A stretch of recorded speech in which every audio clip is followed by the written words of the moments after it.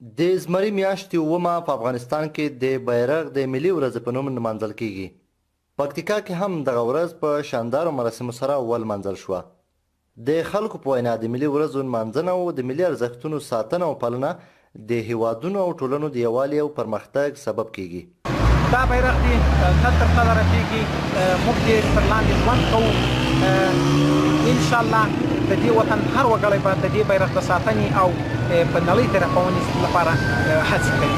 مونږ د سر په بیه د سر په قیمت دی رپانده ساتلی ده او تر څو مو چې یو څاڅکی وینه په تن کې وي دی به رپانده ساتي. د بیرغ د ملي ورځې په پار په جوړه شوو مراسمو کې د پکتیکا د سکتور رئیس وویل چې بیرغ زموږ ملي هویت او نښان دی او د داسې ورځو نمانځنه د یووالي سبب ګرځي.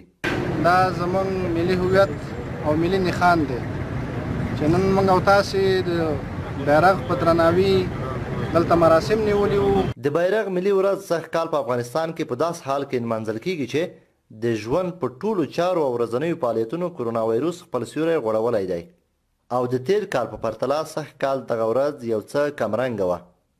د خلکو په باور د ملي ورځو نمانځنه ځکه مهمه ده چې د یووالي سبب کیږي او په خلکو کې ملي روحیه